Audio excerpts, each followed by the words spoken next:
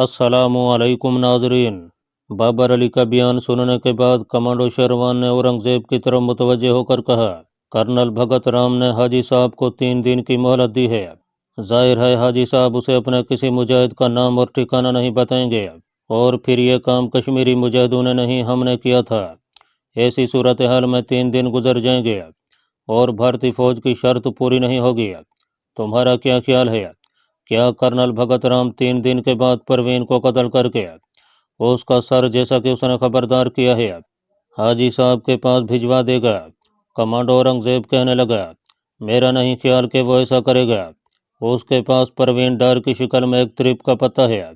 वो उसको जिंदा रखकर और यरगमाल बनाकर ज़्यादा से ज़्यादा फ़ायदा हासिल करने की कोशिश करेगा, ख़ास करके ऐसी हालत में जबकि कर्नल भगत राम के फौजी करियर के तबाह होने का खतरा है। मेरे ख्याल में वो हाजी साहब को मज़ीद मोहलत देगा और मोहलत में इजाफा कर देगा। कमांडो शेरवान ने मुझसे राय तलब की तो मैंने कहा, कमांडर, तुम जो फैसला करोगे मैं उस पर जान की बाजी लगाकर अमल करूंगा।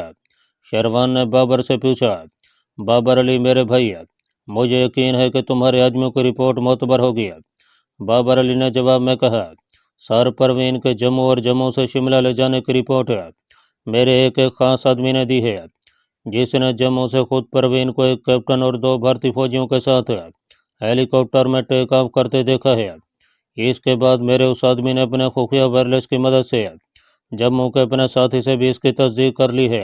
जम्मू एयरपोर्ट पर परवीन को एक बड़े फौजी हेलीकॉप्टर में सवार कराकर शिमले की तरफ ले जाया गया है, जहां उसे जाट रेजिमेंट के फौजी डिवीजन में रखा जाएगा। इन लोगों की खबरें बिल्कुल सही होती थीं। मुझे इसका तजर्बा हो चुका था। इनके आदमी जगह जगह फौजी रेजिमेंटों, पोस्टों वगैरह में मामूली कारीगरों की हैसियत से अपने अपने काम में लगे रहते थे और बड़ी अहम मालूमात मुहैया करते थे। ये कोई कमांडो नहीं थे, ये आम मुहिब वतन कश्मीरी थे। इनमें नौजवान भी थे और बूढ़े भी। वो जब पकड़े जाते थे तो अपने मुंह बंद कर लेते थे। भारतीय फौजी उन पर इस कदर तशद्दुद करते कि उनके पेट फाड़ दिए जाते, उनकी आंखें निकाल दी जाती।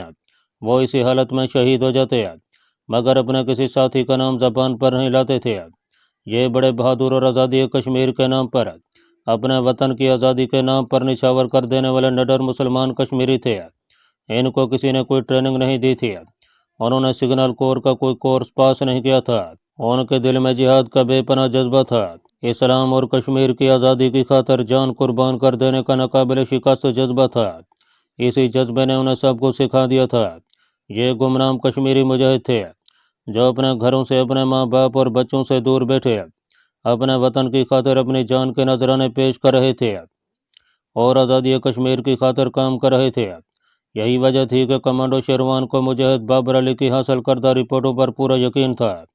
उसने बाबर अली को वापस भेज दिया। अब हमारे सामने एक रास्ता मुतय्यन हो गया था। हम उस पर गौर करने लगे। कमांडो शेरवान ने कहा, तुम दोनों को आज यहाँ से शिमले की तरफ निकल जाना होगा। उसने औरंगजेब की तरफ चेहरा उठाकर कहा, औरंगजेब, तुम शिमले कई बार जा चुके हो, तुम उस शहर से अच्छी तरह वाकिफ हो और तुम्हें यह भी मालूम है कि हमारा एक खास आदमी वहाँ मौजूद है। वो इस सिलसिले में तुम्हारी मदद करेगा। तुम दोनों को मेरे खुफिया सिग्नल कोड का इल्म है। तुम वायरलेस ट्रांसमीटर पर मुझसे रब्ता कायम रखोगे। शिमले में हमारे खास आदमी के पास वायरलेस सेट मौजूद है। अगर यहाँ कर्नल भगत राम ने परवीन की मोहलत की मुद्दत में इजाफा किया तो हम तुम्हें वायरलेस पर खबर कर देंगे। कोई सवाल है? हमने बेक ज़बान होकर कहा, कोई सवाल नहीं सर। ओके, तुमको 15 मिनट ज़रूरी तैयारियों के लिए दिए जाते हैं। 15 मिनट के बाद तुम दोनों यहाँ से अपने मिशन पर निकल जाओगे। खुदा हाफिज। मैंने और कमांडो औरंगजेब ने शेरवान से मुसाफा किया। उसने हमें खुदा हाफिज कहा और हम दोनों तय खाने से बाहर निकले। हमारे पास सिर्फ 15 मिनट थे। एक कमांडो को ही वक्त की कीमत का अंदाज़ा होता है। हमें 15 मिनट के अंदर अंदर तैयारियां करनी थीं। कमांडो औरंगजेब ने हाजी सनाउल्लाह डार की साहबजादी की शक्ल देखी हुई थी। मुझे उसकी तस्वीर दिखा दी गई। यहाँ मैं ये वजाहत करना ज़रूरी समझता हूँ कि मैंने हाजी साहब का नाम भी अपनी तरफ से फर्जी लिखा है। उनकी बेटी का नाम भी कुछ और था।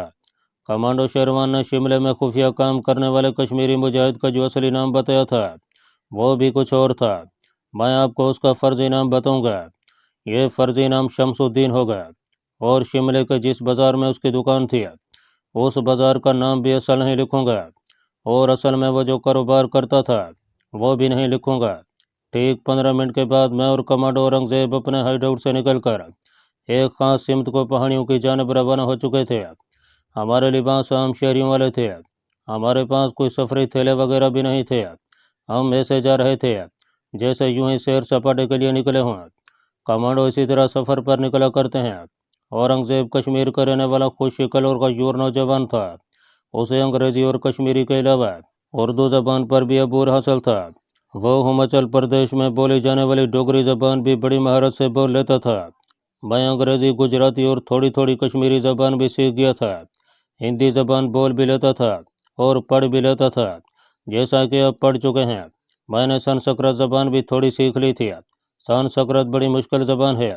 मैं उसे न लिख सकता था न रवानी से पढ़ सकता था। समझ ज़रूर लेता था। संस्कृत में बोल भी नहीं सकता था, लेकिन इस ज़बान का समझ लेना ही मेरे लिए काफ़ी मुफीद साबित हुआ था और हो सकता था।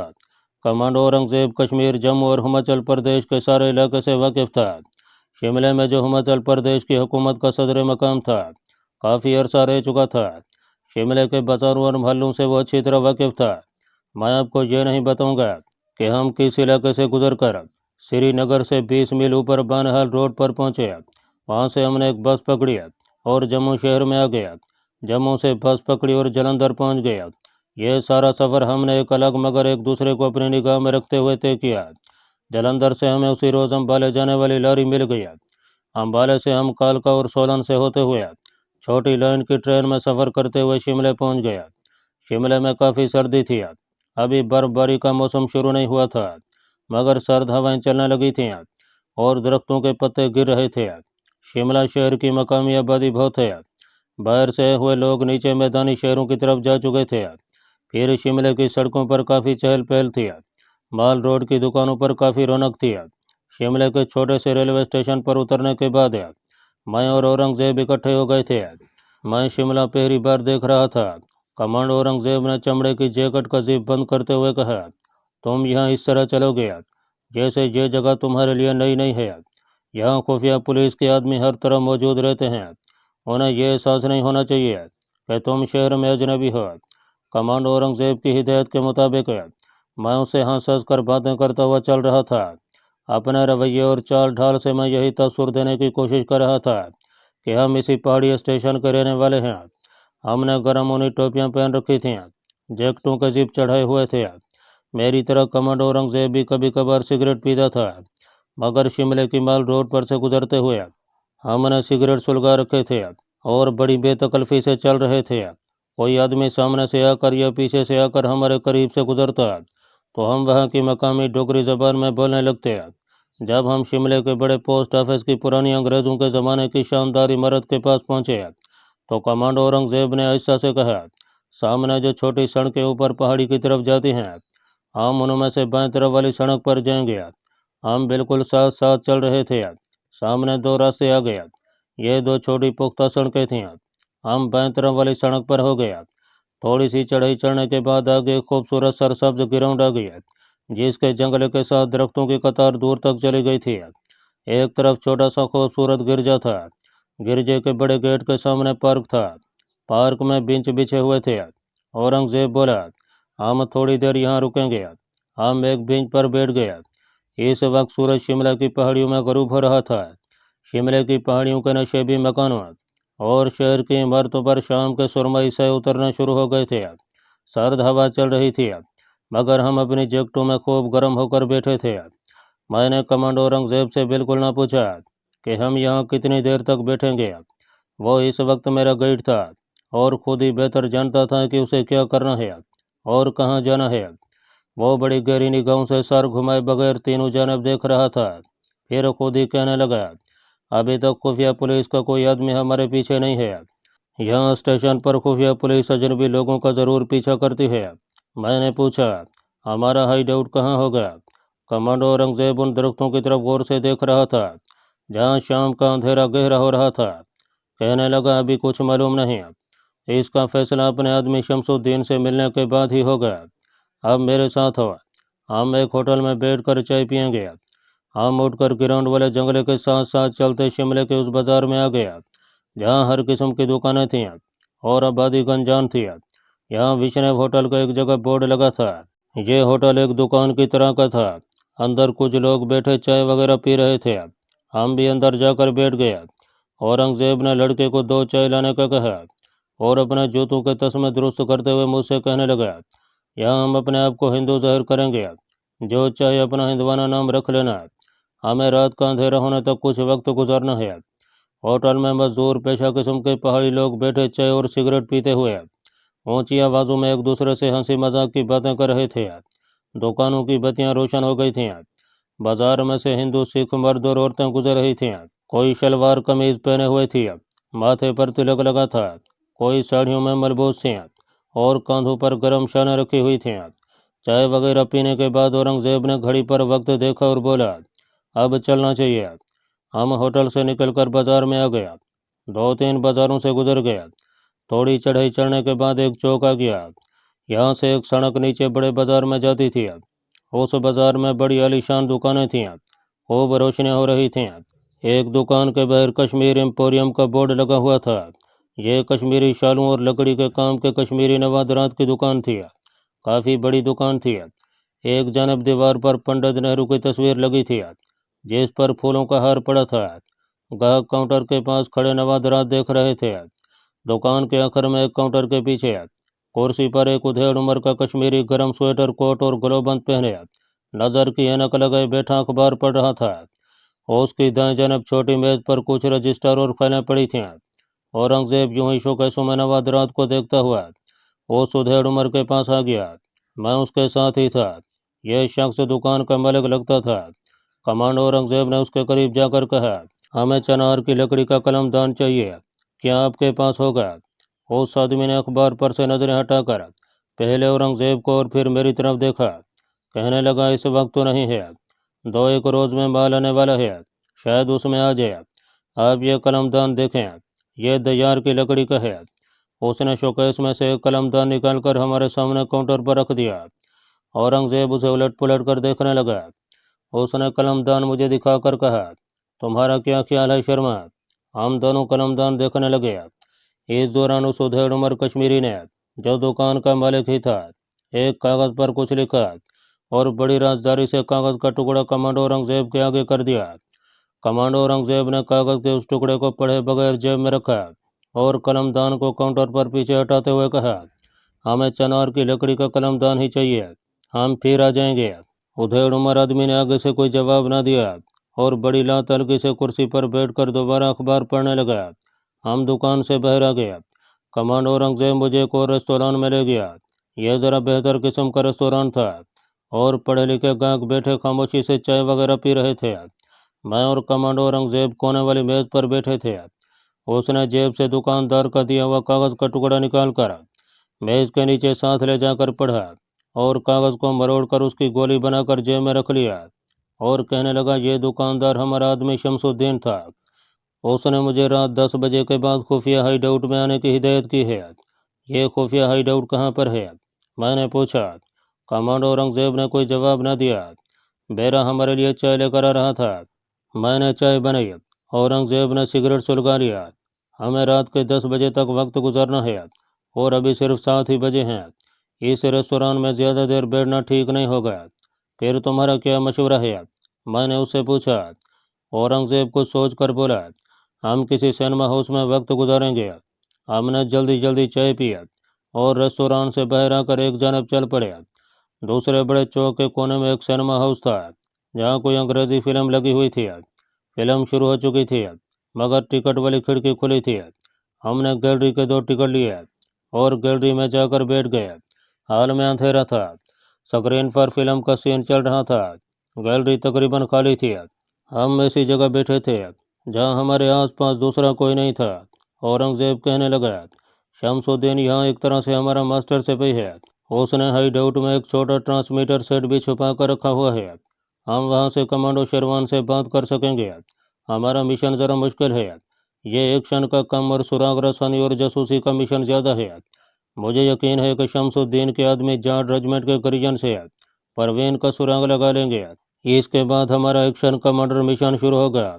इंट्रोल के वक्त हमने वहीं सिनेमा हॉल में ही कुछ खाने के लिए मंगवा लिया। इंट्रोल के बाद फिल्म शुरू हुई तो औरंगजेब ने कलई पर झुककर वक्त देखा। कहने लगा हमें पूरे 10 बजे यहाँ से निकल पड़ना है। हाइड आउट तक जाते हुए भी 15-20 मिनट लग जाएंगे। वो थोड़ी थोड़ी देर बाद वक्त देख लेता था। फिल्म काफ़ी लंबी थी। आखिरी बार वक्त देखकर कमांडो औरंगजेब उठ खड़ा हुआ। हमें चलना चाहिए। हम गैलरी की सीढ़ियाँ उतरकर नीचे आ गए। सर्दी की वजह से सिनेमा हॉल की लॉबी खाली पड़ी थी। हम खामोशी से पतलून की जेबों में हाथ दिए। तेज तेज कदमों से चलते बाजार में एक जाने मुड़ गया। अब औरंगजेब मेरा गाइड था। उसे मालूम था कि उसे कहाँ जाना है। वो शिमले के माल रोड पर आ गया। माल रोड की अक्सर दुकानें बंद हो चुकी थीं और बाजार तकरीबन सुनसान था। यहाँ से एक रास्ता नीचे शिमला के तंग बाजार में उतरता था। हम उस बाजार में उतर गए। यहाँ उतर आई थी। दोनों जानब ढलानी छतों और लकड़ी के छज्जों वाले मकान एक दूसरे में घुसे हुए थे। ये मकामी आबादी वाला बाजार था। छोटी छोटी दुकानें थीं जो कुछ खुली थीं, कुछ बंद थीं। हम बाजार में काफ़ी नीचे उतर गए तो एक पहाड़ी के टीले के पास से होते हुए हम वार जगह पर आ गए। ये एक टेरेस था और उसके आगे पत्थर की सीढ़ियाँ नीचे जाती थीं। सीढ़ियों के आगे एक नाला बह रहा था। यहाँ सड़क की बत्तियों की थोड़ी थोड़ी रोशनी आ रही थी। हम उस रोशनी में नाले के साथ साथ चलने लगे। अब हम गैराबाद पहाड़ी इलाके में से गुजर रहे थे। औरंगजेब एक जगह नाले से हटकर दो टीलों के दरमियान वाले रास्ते पर आ गया। यहाँ अंधेरा था। उसने रुककर एक टीले का जायजा लिया, फिर उसके साथ साथ चल पड़ा।